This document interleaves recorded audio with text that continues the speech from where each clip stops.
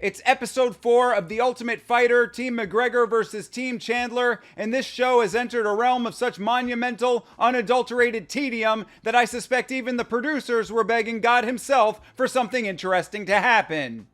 Why, God? Why couldn't that footage of Connor going into the bathroom with that lady at the Heat game have happened with our cameras present? I'm sorry, my son. The best I can do is an affable Dagestani and a 27-year-old gardener. Yes, hello, Church of Satan? Yeah, what are the membership dues like?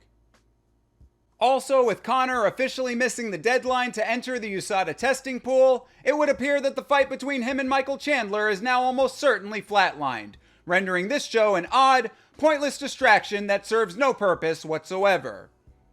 Much like the patch of hair growing out of the back of Muin Gaffarov.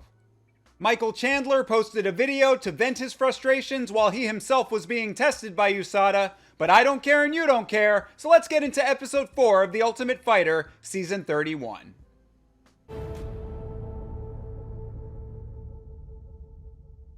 With the cold sores on Trevor Wells' face finally going back into hibernation, the fight between him and Timur Valiev can finally take place.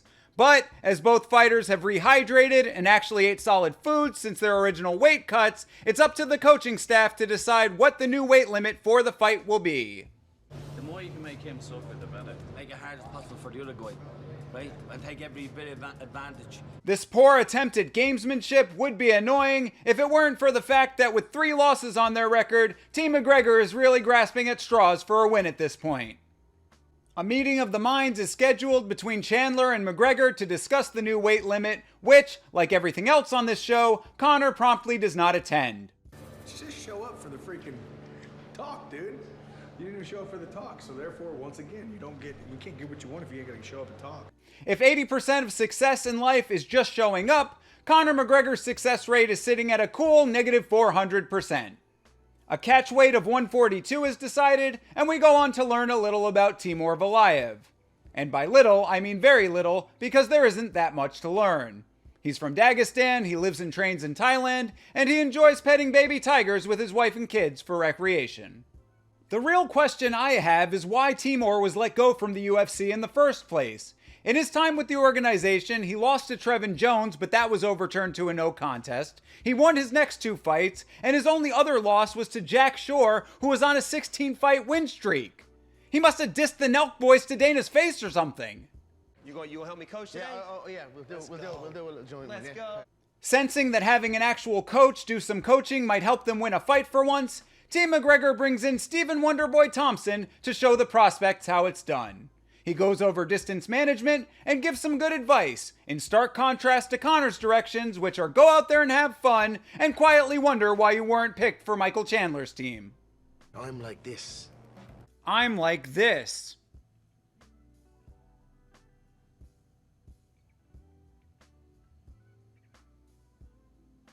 We then go on to learn a little bit about Trevor, and again there isn't that much to learn. He's 27, lives at home with his parents, and likes to play around in their backyard. Which, as an adult with actual bills and shit, kinda sounds like a pretty sweet deal if you think about it.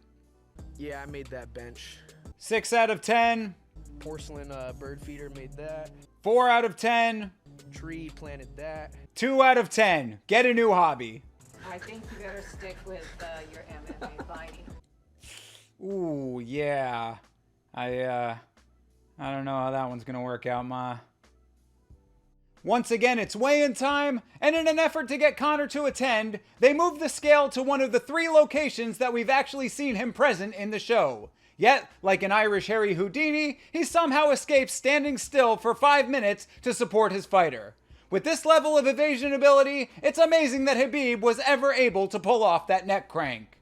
The fight commences with Herb Dean wondering why he was dragged out of bed for this shit, and Dana not knowing either fighter's name. The body triangle's worse on the kid in the red than the kid on the blue. Timur fought with a frenetic, somewhat wild style, but was mostly in control on the ground, which ultimately got him the decision victory. The first round was close, the second round was not. 4 wins for Team Chandler, and a continued goose egg for Team McGregor. Color me utterly fucking shocked. So that's it for episode 4. I can't believe there are 6 more episodes of this season, much less the fact that I have tasked myself with reviewing all of them, which has turned out to be a worse decision than giving my life savings to Sam Bankman-Fried.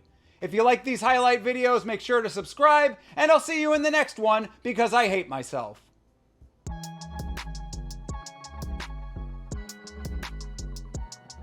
Whoa, Black Betty! Bam to boom. It